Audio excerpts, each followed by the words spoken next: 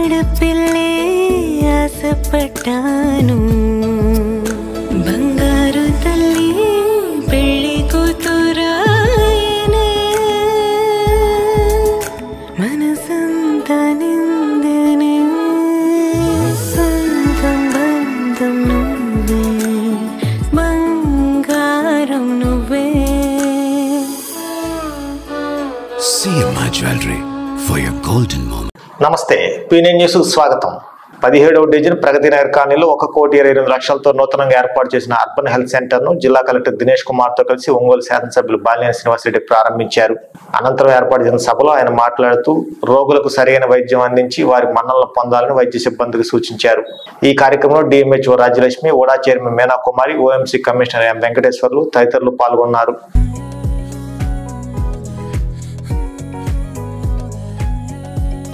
సంబంధించి మన డిఎంహెచ్ఓ గారు పెద్దలందరూ ఈరోజు మన వాసన గారి చేతుల మీదుగా, గౌరవ కలెక్టర్ గారి చేతుల మీదుగా ప్రారంభించుకోవడం చాలా మంచి పరిణామం.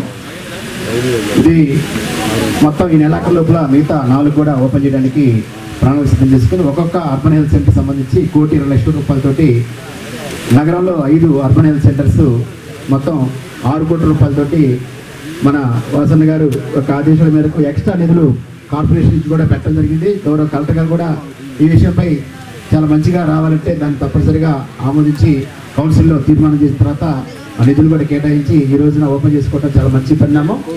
ఇక్కడ ఉన్నటువంటి ప్రగతి కాలనీ ఏరియాలో ఉన్నటువంటి ఎవరైతే పేద బడుగు బలహీన వర్గాల ప్రజలు ఉన్నారో వారి యొక్క వైద్య విధానానికి, వైద్య సేవలు సక్రమంగా అందించడానికి ప్రత్యేకించి అర్బన్ హెల్త్ సెంటర్ ఎంతో ఉపయోగపడుతుంది. కాబట్టి ఈ అవకాశాన్ని ఈ ఏరియాలో ఉన్నటువంటి ప్రజలందరూ కూడా ఉపయోగించుకొని మెరుగైనటువంటి వైద్య సేవలు అందించే విధంగా ముందుకు వెళ్ళవలసిన అవకాశం ఉంది. కాబట్టి మన కార్పొరేటర్ గారు, ఇక్కడ ఉన్నటువంటి ప్రగతి కాలనీ మన ప్రియతమ ముఖ్యమంత్రి వర్యులు జగన్మోహన్ రెడ్డి గారు ఇస్తున్న రాష్ట్రానికి మొత్తం ఇస్తున్న వైద్య విద్య అనే విధానం 2 కూడా అతి ప్రతిష్టాత్మకంగా చేపట్టడం జరిగింది. దానిలో భాగంగానే ఈ రోజున ప్రతి అభివృద్ధిలోనూ ముందుంటూ తన వంతు సహాయాన్ని, సహకారాన్ని కూడా ఎల్లవెళ్ళ అందించే మన వాసన చేతుల మీదుగా ఈ రోజున ఈ అర్బన్ హెల్త్ కేర్ సెంటర్ ప్రారంభించడం కూడా మన అదృష్టంగా భావిస్తున్నాను. అలాగే ఇక్కడ ఉన్నటువంటి అరుదైన పరీక్షలు, చికిత్స, ఇక్కడ ఉన్నటువంటి స్టాఫ్ అందరూ కూడా ముఖ్యమైనటువంటి అన్ని పెడుతూ ప్రజలకి, ముఖ్యంగా స్లమ్ ఏరియాలో ఉన్న ప్రజలకి ఎక్కడికో దూరంగా వెళ్ళే కష్టం లేకుండా ఇక్కడ వరకు ఇక్కడికే వాళ్ళ సమస్యలు కానీ, ఆరోగ్యమైన సమస్యలు కానీ పరిష్కరించే విధంగా మన వాసన కృషి చేయటం, అదేవిధంగా అధికారులకు సూచించడం. 80 లక్షలు ఈ హెల్త్ నుంచి ఇస్తే మిగిలిన ఈ 48 లక్షలు ఈ లోకల్ మున్సిపల్ కార్పొరేషన్ నుంచి ఇచ్చారు. దానికి ఖచ్చితంగా మనకున్న ఈ మున్సిపల్ బాడీకి మనందరూ కూడా ధన్యవాదాలు తెలుసుకోవాలి. ఎందుకంటే ఇది పూర్తిగా ఇంత మంచి పరిణామంలో రావాలంటే ఈ పూర్తిగా ఖర్చు ఇచ్చారు. ఐ మీన్ కాంట్రాక్టర్ కూడా డన్ గుడ్ వర్క్ అనుకున్నాను. సో ఇది ఒక పక్కలో పెడితే మనకి వైద్యం అంటే హాస్పిటల్స్ అండ్ బిల్డింగ్స్ మాత్రం కాదు. ఇది కాకుండా ముఖ్యంగా ఏం కావాలి? మందులు. దాదాపుగా ఇక్కడ 173 రకంలో ఉంటున్న మందులన్నీ కూడా ఉన్నాయి. ఇప్పుడు మనం చూస్తే మిగిలిన ఇంకొక యూపీఎస్సీస్లో చూస్తే కూడా 173లో దాదాపుగా 170 అవైలబిలిటీలో ఉంటుంది. దీంట్లో కూడా మీరు ఎక్కడ బయటకు వెళ్ళి ఖర్చు పెట్టిన పరిస్థితి లేదు. ఇది గవర్నమెంట్ మందు పని చేసినా లేదా అని అనుకోవద్దు. ప్రైవేట్ రంగంలో మనం ఫార్మసీలో ఏ మందులు కొనుక్కున్నారో, ఏ సప్లై ఉన్నారో ఆ సప్లైరే మనకు కూడా సప్లై చేస్తున్నారు. ఇలా ఎలాంటి డేటా లేదు. దాంట్లో కొంచెం కవర్లు కొంచెం కలర్ఫుల్గా ఉంటుంది, మనది కవర్లు కొంచెం డల్గా ఉంటుంది అంతే. గవర్నమెంట్ సప్లైలో లోపల ఉంటున్న మందు మాత్రము ఒకటే. దానివల్ల గవర్నమెంట్ మందులు అని ఎవరు కూడా అది ఇంకొక విధానంగా అనుకోకుండా మనం అది ఖచ్చితంగా వాడితే చాలా ఎఫెక్టివ్గా ఉంటుంది. అన్నీ కూడా మనం పట్టాలు కానీ అన్నీ కూడా ఇవ్వటం జరిగింది. అవన్నీ మీకు గుర్తుండే ఉన్నట్టు అనుకుంటా. ఉన్నాయమ్మా?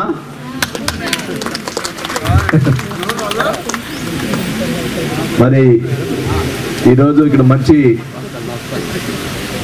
హెల్త్ సెంటర్ మనం ఏర్పాటు చేసుకోవడం జరిగింది.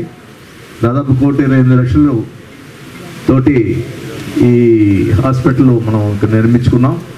మరి ముఖ్యంగా మరి హెల్త్ నుంచి 80 లక్షల రూపాయలు వస్తే మన మున్సిపల్ కార్పొరేషన్ నుంచి 48 లక్షల రూపాయలు అదనంగా ఇచ్చి మరి ఇవన్నీ కూడా పూర్తి చేయడం జరిగింది. ఏ ముఖ్యమంత్రి చేయలేదని కూడా ఈ సభాముఖంగా తెలియజేసుకుంటా ఉన్నాం.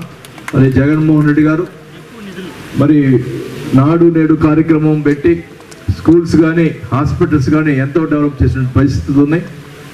మరి డెవలప్ చేయలేదు అని అని ప్రతిపక్షాలు మాట్లాడుతుంటారు.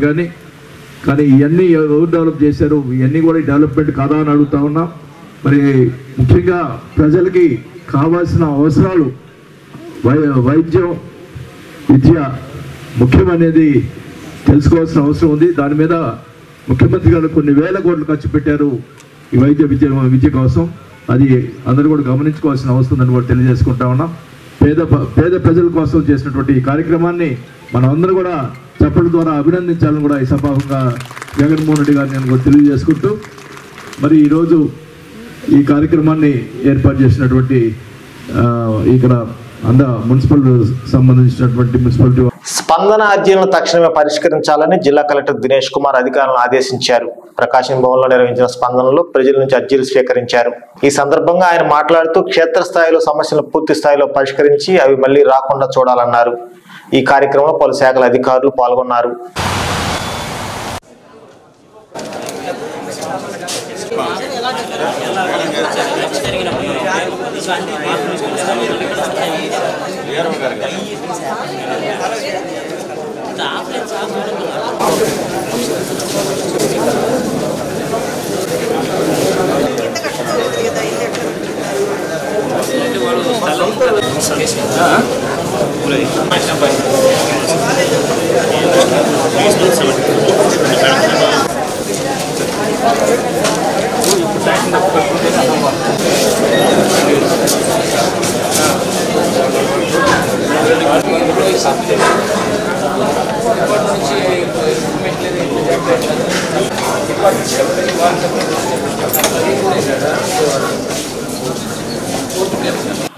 ఆంధ్రప్రదేశ్ పౌర గ్రంథాలయం వారి ఆధ్వర్యంలో జిల్లా గ్రంథాలయంలో ఏర్పాటు చేసిన వేసవి విజ్ఞాన శిబిరాన్ని జిల్లా కలెక్టర్ దినేష్ కుమార్ హాజరై ప్రారంభించారు.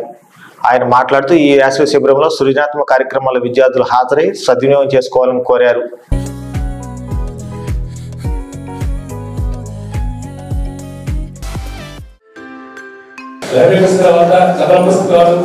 అట్లాగే గేయాలు, అట్లాగే ఏదైనా పిల్లలు మాట్లాడించడం వాళ్ళు చదివిందని పిల్లలు చెప్పేసి నిర్వహించుకోవాలనుకుంటున్నాను. నేనైతే భగత్ సింగ్ గారి హిస్టరీ నేర్చుకున్నాను. అందులో నాకు ఇష్టమైన అంశం అతని చివరి కోరిక ఏంటి అని అడిగినప్పుడు ఆయన చెప్పారు, నేను ఒక పుస్తకం చదువుకుంటున్నాను, అది ఇంకా పూర్తి కాలేదు, అది పూర్తి అయిన తర్వాత నన్ను తీయండి అని అడిగారు. చదువుకోవడానికి కల్పిస్తున్నారు. మనకి గ్రంథాలయంలో వివిధ పుస్తకాలు ఉంటాయి. కథలు, హిస్టరీ, జియోగ్రఫీ, ఇలా ఇన్స్పిరేషన్ చాలా కథలు ఉంటాయి. అవన్నీ మనం చదువుకొని మన విజ్ఞానాన్ని పెంచుకోవాలి. గ్రంథాలయం వారు వేసవి విజ్ఞాన శిబిరం ప్రారంభించి పిల్లల్లో విజ్ఞానాన్ని పెంచాలనుకుంటున్నారు. మనమందరం గ్రంథాలయానికి కుదిరినప్పుడు వచ్చి చదువుకోవడానికి మనం కానీ గ్రంథాలయానికి వస్తే, నేనైతే అలాగే గ్రంథాలయాలు వాడుకొనే మా కాలేజీలో డిగ్రీలో కానీ యూనివర్సిటీలో కానీ లైబ్రరీలోకి వెళ్ళి మాత్రమే చదువుకొని మేము గ్రూపంలో కష్టపడడం జరిగింది. కాబట్టి దయచేసి ఇక్కడ ఉన్న తల్లిదండ్రులు కూడా కోరేది ఏంటంటే, మీ పిల్లల్ని 11వ తారీఖు దాకా తప్పనిసరిగా గ్రంథాలయానికి ఈ శిక్షణ తరగతి పంపించండి. దీనిలో 2 రకాల లాభాలు ఉన్నాయి. ఒకటి, మీ పిల్లలకు క్రమశిక్షణ వస్తుంది. 2, వేసవి వడగాలం నుంచి పిల్లలు ఇక్కడికి రావడం వల్ల వాళ్ళు ఎక్కడ పడితే అక్కడ తిరగకుండా, బయటకు వెళ్ళి వేరే అలవాట్లు రాకుండా వాళ్ళ ఆరోగ్యం కూడా వస్తుంది. 2వది, పరిచయాలు వస్తాయి. పిల్లలు ఇక్కడికి రావడం వల్ల ఒకరికొకరు పరిచయాలు, ఒక స్పోర్టివ్నెస్ వస్తుంది. ఒకరిని చూసి ఒకరు ఎలా చదువుతున్నారు, ఏ స్కూల్ ఎలా ఉంది అనేది కూడా వస్తుంది. ఇంకొకటి రిక్వెస్ట్ ఏంటంటే, ఓకే ఇది బాటిల్ అని చెప్తున్నా. సిమిలర్ గా ఇది కూడా బాటిల్, ఇది బాటిల్ ఇట్లా ఉంటే కూడా బాటిల్ అంటున్నారు, ఇట్లా ఉంటే కూడా ఎట్లా బాటిల్ అంటున్నారు. ఎందుకంటే మీరు ఎప్పుడైనా మీ అమ్మగారికి బాటిల్ చెప్పినప్పుడు మీరు చూసి ఉంటారు. సంబడి కూడా ఇది కూడా బాటిల్ చెప్పి ఉంటారు, అంతే కదా. సో దిస్ ఇస్ పర్స్పెక్టివ్ అంట. ఇదే మేము పుట్టిన పిల్లలకి ఇది చూపిస్తే ఇది బాటిల్ లేదు అంటారు, ఇదే బాటిల్ అంటారు. బట్ మీకు ఎట్లా ఇది కూడా బాటిల్ చెప్పారంటే ఇది ఒక పర్స్పెక్టివ్, అంతే కదా. ఇట్లా ఒక విషయం నేర్చుకున్నప్పుడు డిఫరెంట్ పర్స్పెక్టివ్స్ లో మనం లెర్నింగ్ ప్రాసెస్ జరుగుతూనే ఉంటుంది. ఒక్కొక్క బుక్ ఒక పర్స్పెక్టివ్ మీకు ఇస్తుంది. Okay, it will be whether story book ఉండవచ్చు, మేబీ సమ్ ఫిలాసఫీగా ఉండవచ్చు, సమ్ చరిత్రలో ఉంటున్న బుక్స్ ఉండవచ్చు, సైన్స్ అండ్ టెక్నాలజీ ఉంటున్న బుక్స్ ఉండవచ్చు, some religious and other spiritual books ఉండవచ్చు, ఆర్ జనరల్ నాలెడ్జ్ బుక్స్ ఉండవచ్చు. Every book will tell you a perspective. ఎవరికి మల్టిపుల్ పర్స్పెక్టివ్ ఉంటుందో వాళ్ళు ఒక విషయం చూస్తే దాంట్లో ఉన్న మంచిది చెడు క్విక్గా వాళ్ళు బ్రెయిన్స్ అనలైజ్ చేస్తారు. దానివల్ల ఏంటి ఎట్లాంటి విషయం వాళ్ళు పిల్లలతో షేర్ చేయడము, చిన్న చిన్న కాంపిటీషన్, డ్రాయింగ్, ఈ ఆర్ట్, క్రాఫ్ట్ ఇట్లాంటి కాంపిటీషన్స్ కూడా పెట్టేసి వాళ్ళు పిల్లలు బేసికలీ ఒక కన్స్ట్రక్టివ్గా ఎంకరేజ్ చేయడానికి వివిధ ప్లాన్ పెట్టడం జరిగింది. దీంట్లో నాతో పాటు గౌరవ గ్రంథాలయ చైర్మన్ గారు అండ్ గ్రంథాలయ సంస్థ సెక్రటరీ అండ్ ఎంప్లాయీసు ప్లస్ ఈ కమిటీలో ఉంటున్న మెంబర్స్ కూడా ఇవాళ డిఓ, డిపిఓ అందరూ కూడా హాజరయ్యడం జరిగింది. ఇక్కడ కూడా ఒంగోలులో నుండి దాదాపుగా ఒక 100 మంది చిన్న పిల్లలు కూడా, స్టూడెంట్స్ కూడా ఇక్కడ రావడం జరిగింది. వాళ్ళకి చదవడం వలన ఏం ఉపయోగం ఉంటుంది, ఈ reading as a hobby and reading as a habit ఎట్లా పెంచుకోవాలని గురించి కూడా ప్రతి ఒక్కరు కూడా మాట్లాడడం జరిగింది. పిల్లలందరూ కూడా చాలా ఇన్స్పైర్డ్గా, చాలా కీన్గా ఇక్కడ వచ్చి కూర్చొని వాళ్ళందరూ కూడా రైట్ ఫ్రమ్ స్మాల్ స్టోరీస్ నుంచి వివిధ బుక్స్ అన్నీ కూడా తీసుకొని చదవడం మొదలు పెడుతున్నారు. ఖచ్చితంగా నెక్స్ట్ 1 month ఈ కార్యక్రమం అన్నీ కూడా సక్సెస్ అయినట్లు ప్రతి ఒక్క అధికారులు కూడా దీనిలో ఇన్వాల్వ్ చేసి చేయమని ఆదేశం ఇస్తున్నాము. మండల లెవెల్లో కూడా MPDOs and MROs and MEOs ఎవరెవరికి రీడింగ్ యాజ్ అ హ్యాబిట్ వాళ్ళకి ఇంట్రెస్ట్ ఉన్న వాళ్ళందరూ కూడా ఈ గ్రంథాలయంలో జరుగుతున్న ఈ సమ్మర్ క్యాంప్లో వాళ్ళు కూడా భాగస్వామ్యం చేసేసి ఈ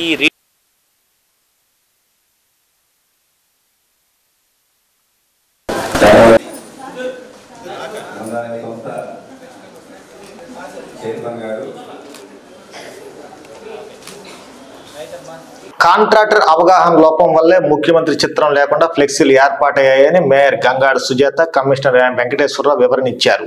ఓఎంసీ కార్యాలయంలో ఏర్పాటు చేసిన సమావేశంలో వారు మాట్లాడారు.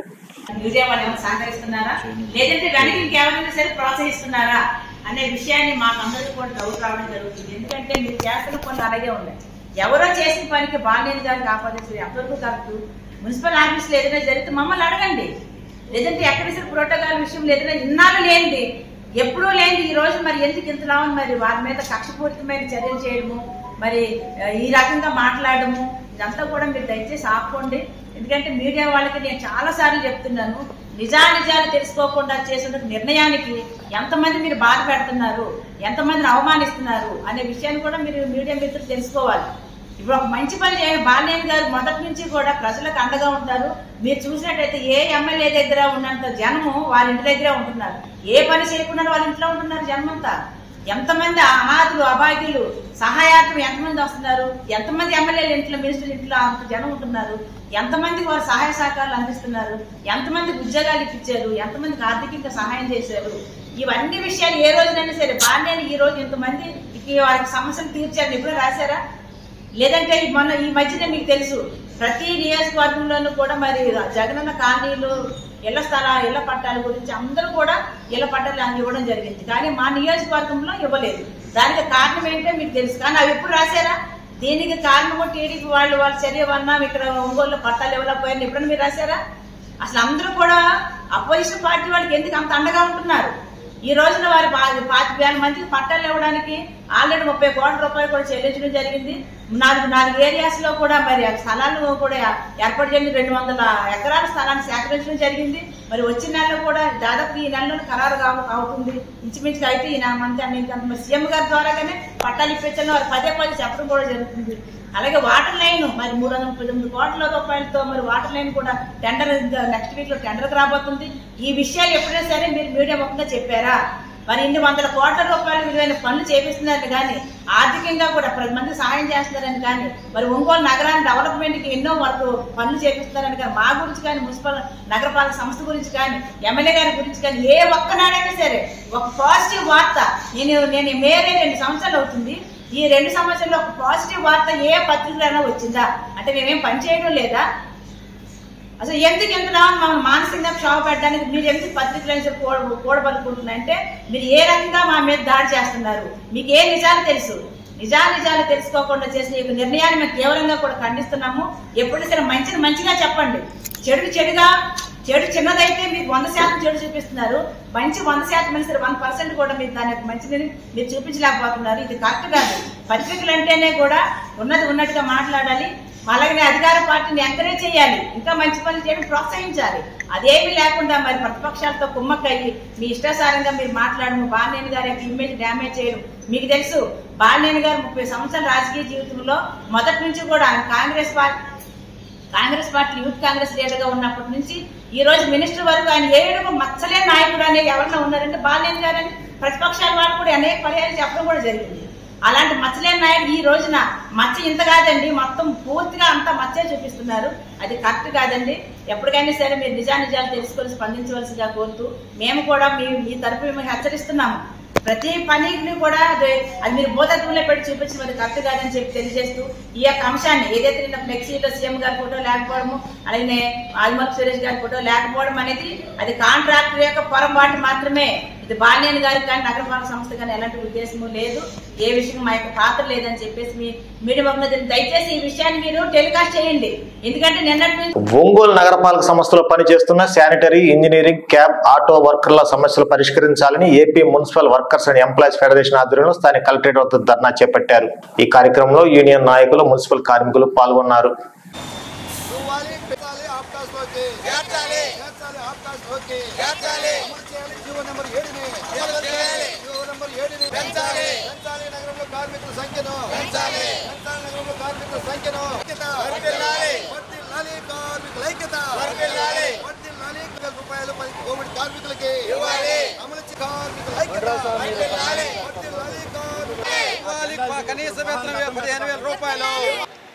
ఒంగోలు నగరంలో 75 మంది కార్మికులు ఆప్కాస్ కింద పనిచేస్తున్నారు. ఇప్పటికీ 4 నెలల నుంచి వేతనాలు ఇవ్వలేదు. కుటుంబాల గడక కార్మికులు అనేక ఇబ్బందులు పడుతున్నారు. అలాగే జీవో నెంబర్ 7లో అవుట్సోర్సింగ్ కాంట్రాక్ట్ వర్కర్లకి 15,000 రూపాయలు ఇవ్వమని చెప్పేసి గవర్నమెంట్ జీవో ఇచ్చింది. అయితే నగరపాలక సంస్థ అధికారులు 10,000 రూపాయలు ఇచ్చేసి 5,000 రూపాయలు వాళ్ళు కడుపు కొడుతున్నారు. ఇది సరైన పద్ధతి కాదని చెప్పేసి వాళ్ళకి 15,000 రూపాయలు ఇవ్వాలని చెప్పేసి మేము సిఐటిగా డిమాండ్ చేస్తున్నాం. అలాగే పనిముట్లు ఇవ్వట్లేదు, చీపుర్లు ఇవ్వట్లేదు, డబ్బాలు ఇవ్వట్లేదు, కార్మికులకి భారం పెరిగిపోయింది. ఇవన్నీ కూడా వెంటనే జిల్లా కలెక్టర్ గారు దృష్టికి తీసుకెళ్తున్నాం. ఆయన ఈ సమస్యలు మొత్తం బాపట్ల జిల్లా సంతమాగులూరు మండల పరిధిలోని 2 రోజుల క్రితం విడుదలైన 10వ తరగతి పరీక్షా ఫలితాల్లో సంతమాగులూరు మండలంలోని ప్రభుత్వ పాఠశాలల విద్యార్థులు ఉత్తమ ఫలితాలు సాధించారు. ఈ సందర్భంగా ఆయా స్కూల్లోని విద్యార్థులు, ఉపాధ్యాయులు అందరూ సంతమాగులూరు మండల కేంద్రంలో విజయోత్సవ ర్యాలీ చేపట్టారు. ముందుగా ఉత్తమ ఫలితాలు సాధించిన విద్యార్థులను అభినందించి ఎంఈఓ కార్యాలయం నుండి గ్రామంలోని బస్టాండ్ వరకు ర్యాలీ చేపట్టారు. ఈ సందర్భంగా ఎంఈఓ కోటేశ్వరరావు మాట్లాడుతూ మండలంలోని ఏల్చూరు జిల్లా పరిషత్ ఉన్నత పాఠశాల 589 మార్కులతో జిల్లాలో 3వ స్థానం సాధించినట్టు తెలిపారు. అలాగే మండల స్థాయిలో కూడా ఉత్తమ ఫలితాలు సాధించేందుకు కృషి చేసిన ఉపాధ్యాయులను అభినందించారు. ఈ కార్యక్రమంలో ప్రభుత్వ పాఠశాల విద్యార్థులు, ఉపాధ్యాయులు పాల్గొన్నారు. నాణ్యమైన పౌష్టిక విలువలతో కూడిన ఆహారాన్ని గమనిస్తే ఎక్కడా కూడా ఫ్లెక్సీ ఒకటి కూడా చూసిన దాఖలాలు లేవు. కారణం మరి ఈసారి అంతా ప్రభుత్వ పాఠశాలలో అత్యధిక మార్కులు సాధించి సపోర్ట్ చేయండి. మీరు మంచి ఫలితాలు రాబట్టండి. లెక్క చేయక వచ్చిన ఉపాధ్యాయులందరూ కూడా కృతజ్ఞతలు తెలియజేస్తున్నాం. అలాగే విద్యార్థులు మరి ముఖ్యంగా ఈసారి ఎక్కువగా ఉన్నారన్నమాట. మరి ఈ విధంగా ప్రభుత్వ పాఠశాలలో ఎంతో పరిపక్వత, మరి జనాల ఊహాగానాలని పక్కన పెట్టి ఆ ఫలితాలు 2023 10వ తరగతి పరీక్షా ఫలితాలను గమనించినట్లయితే ప్రస్తుత విద్యా విధానానికి అనుగుణంగా బోధించే శక్తి ప్రభుత్వ పాఠశాలలో ఉన్న ఉపాధ్యాయులకు మాత్రమే ఉన్నదని చెప్పి రుజువైంది. ఎందుకంటే మన మండలంలో 1st, 2nd, 3rd, 4th ప్లేసులు అన్నీ ప్రభుత్వ పాఠశాలలో మాత్రమే సాధించినని చెప్పడానికి చాలా గర్వపడుతున్నాము. తల్లిదండ్రులు గమనించి మరి మెరుగైన విద్య కోసం సకల సౌకర్యాలు కలిగిన ప్రభుత్వ పాఠశాలలో చేర్పించి మరి మీ విద్యార్థుల భవిష్యత్తును ఉజ్వలంగా తీర్చిదిద్దుకోవాల్సిందిగా కోరుతున్నాము. అదేవిధంగా మరి ఉత్తమ విద్యా బోధన అందించడానికి ప్రభుత్వ ఉపాధ్యాయులు నిరంతరం శ్రమిస్తున్న విషయాన్ని గమనించండి. మరి వారికి మీ తోడ్పాటు అందించి మరి ఆర్థికంగా కానివ్వండి, ఆరోగ్యపరంగా కానివ్వండి, విద్యార్థులకు మీ బిడ్డలకు అందుబాటులో ఉన్న ప్రభుత్వ పాఠశాలలో చేర్పించి ఉత్తమ ఫలితాలు సాధించవలసిందిగా మనస్ఫూర్తిగా తెలియజేస్తున్నాం.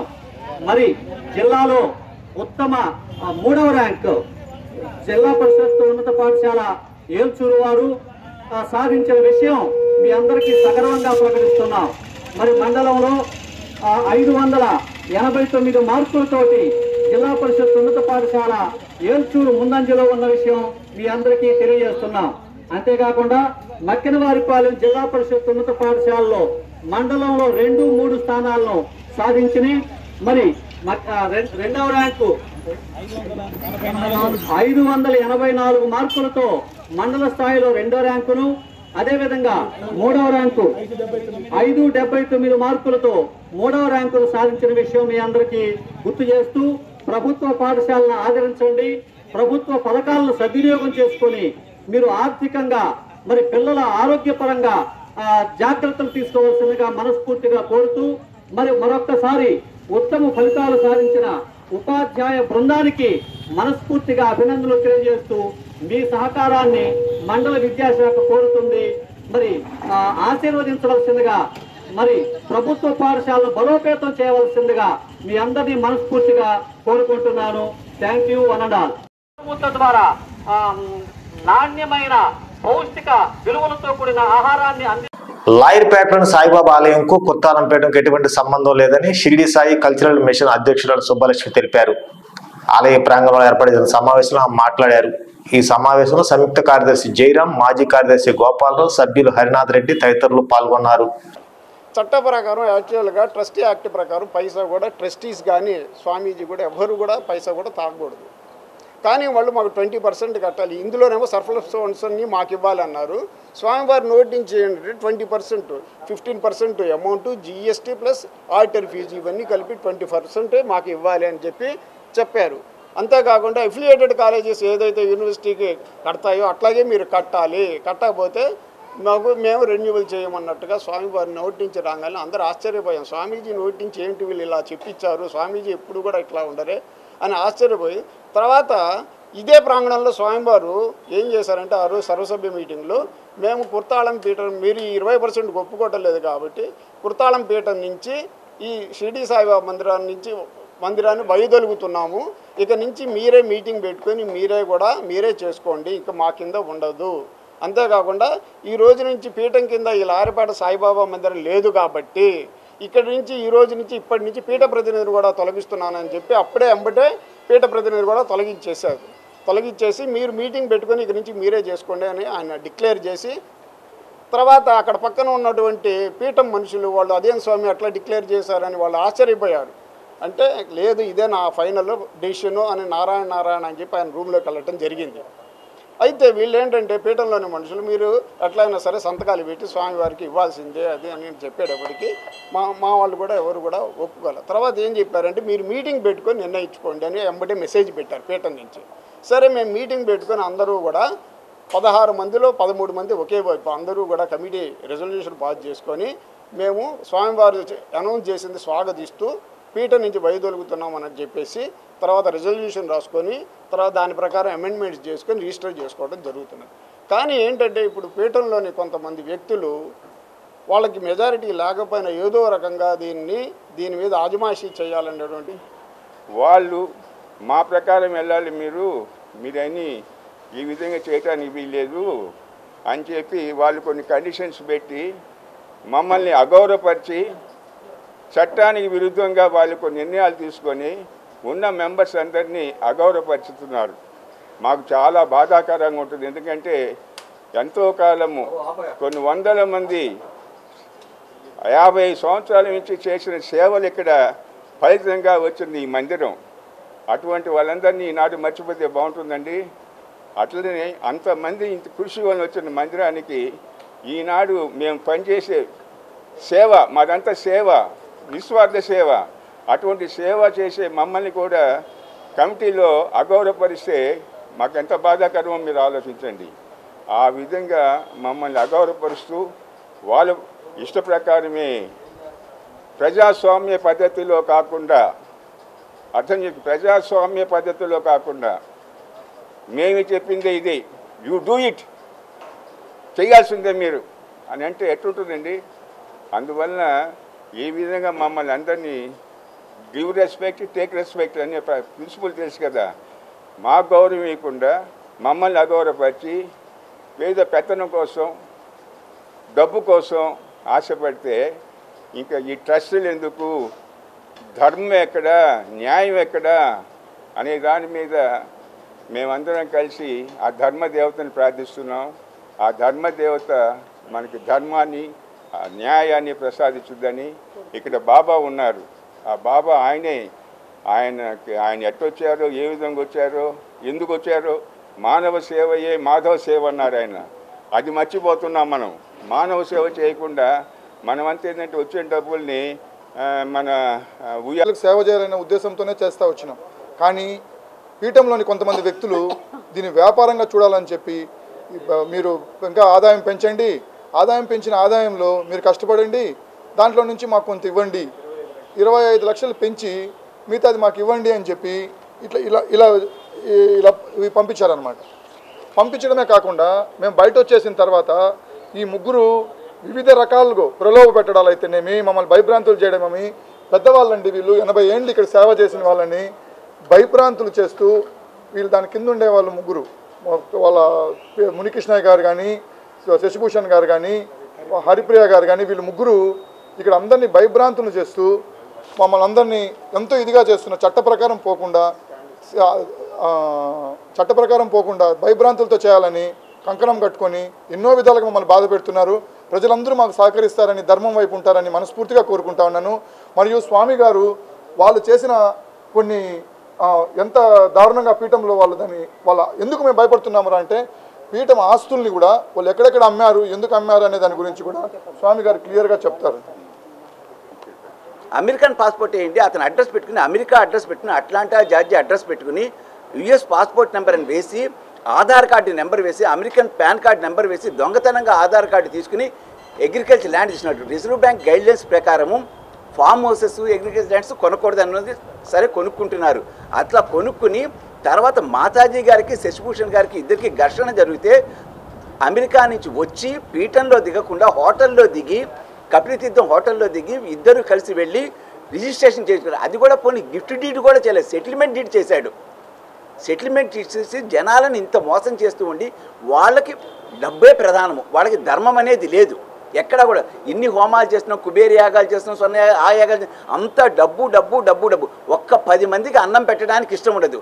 కుత్తాళంలో 10 మంది లేదు, అనాథాశ్రమం కింద చేశారు. తనకి ఇష్టమైన వాళ్ళు వెళ్ళాలి, ఇష్టమైన వాళ్ళు ఉండాలి, అంతే. మిగతా వాళ్ళు ఎవరు రాకూడదు. ఉత్తర పీఠాధిపతిని గురువుగారు నియమించాలనుకున్నా కూడా శశిభూషణ్ని చేయాలి అనేది వీళ్ళ దగ్గర కూడా ప్రోత్సహించాడు. నేను సన్యాస దీక్ష తీసుకుంటున్నాను, నన్ను మీరు సహకరించండి, ప్రోత్సహించండి. దాన్ని బలవంతాన్ని ఆపించాం మేము, అది చేయనీయకుండా. ఇప్పుడు ఏమిటంటే డబ్బు ఏ విధంగా వస్తుంది, ఏ విధంగా మనం సంపాదించుకోవాలి, జనాలను ఏ విధంగా మోసం చేయాలి అని వాళ్ళు ఆ కంకణం కట్టుకున్నారు. ఇప్పుడు పీఠం ఎక్కడ ఆదాయం వస్తుందో అక్కడ ఆదాయం. విశాఖపట్నం లలితాపీఠం అది పాడికుండ లాంటిది. ఓన్లీ ఉండిలో ఆదాయం మినిమం 6 లక్షలు తక్కువ రాదు నెలకి. డొనేషన్స్ చాలా వస్తుంది. దాన్ని ఈ వార్త ఇంతటితో సమాప్తం. నమస్కారం. Ramesh Sanghamitra hospitals south bypass junction దగ్గర ఒంగోలు. ఇప్పుడు విజయవాడ గుంటూరుకు వెళ్లనవసరం లేకుండా కార్పొరేట్ స్థాయి వైద్య సేవలు సామాన్యులకు సైతం అందుబాటులో అందిస్తున్న ఏకైక హాస్పిటల్ రమేష్ సంఘమిత్ర హాస్పిటల్స్. అనుభవజ్ఞులైన వైద్యులు doctor Illuri Jeevan Reddy MBBS MD consultant general medicine, doctor Anusha Jukuntla ఎండి కన్సల్టెంట్ జనరల్ మెడిసిన్ గారి పర్యవేక్షణలో నిరంతరం అందిస్తున్న వైద్య సేవలు విష జ్వరాలు, సర్వాయన, పాము కాటు, తేలుకాటు, పాయిజనింగ్ కేసులు, బీపీ, రక్తపోటు, sugar coma, thyroid coma, cholesterol సమస్యలు, కాళ్లు చేతులు తిమ్మిర్లు, తలనొప్పి, తల తిప్పటం, కీళ్ల నొప్పులు, నరాల వ్యాధులు, అధిక బరువు సమస్యలు, పక్షవాతం, ఫిట్స్, రక్తహీనత, అల్సర్, జీర్ణ సంబంధిత సమస్యలు, లివర్ వ్యాధులు, పసిరికలు, వాంతులు, విరోచనాలు, ఊపిరితిత్తుల వ్యాధులు, టీబీ, దగ్గు, ఎలర్జీ సమస్యలు, కిడ్నీలో రాళ్లు, గుండె వ్యాధులకు చూడబడును. ECHS, south central railway, ESI, ఆరోగ్య భద్రత, ఆరోగ్య సహాయత, APSPDCL అన్ని కంపెనీల ఇన్సూరెన్స్ ఉన్న వారికి అన్ని రకాల సదుపాయాలు మా హాస్పిటల్ నందు కలవు. Ramesh Sanghamitra hospitals, south bypass junction దగ్గర, ఒంగోలు. సెల్ నంబర్స్ 7799885570 మరియు 7799885571. सज के सवर के बन ठन के डार्लिंग दुल्हनिया झूमे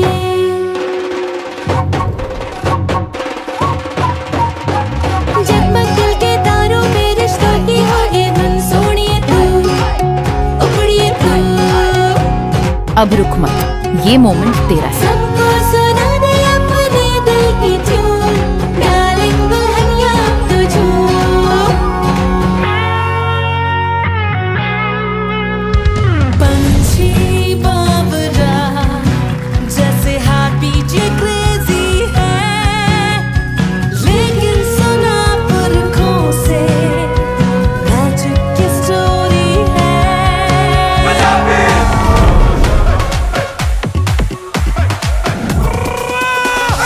रूबल गोरी मॉडर्न छोरी रौनक शौनक वाली तेरी धुन तेरी धुन तेरी धुन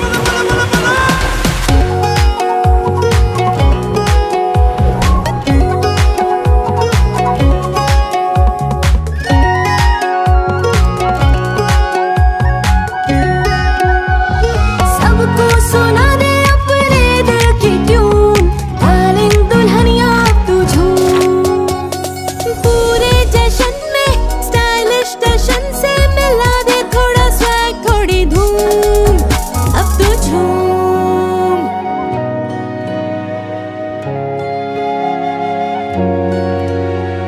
सबको सुना दे अपने दिल की ट्यून डार्लिंग दुल्हनिया तू झूम झिलमिल बरसे नैनों से ममता की बोली बाबा के आंगन में गूंजे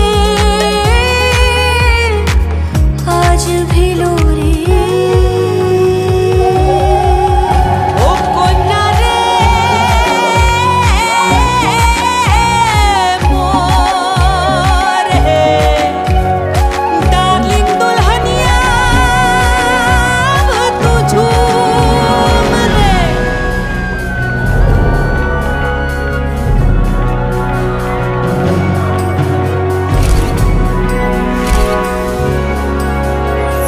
जगमग दिल के तारों पे रिश्तों की होगी धुन सोनिए तो उखड़िए तो सोनिए तो उखड़िए तो बेटा, एक मिनट।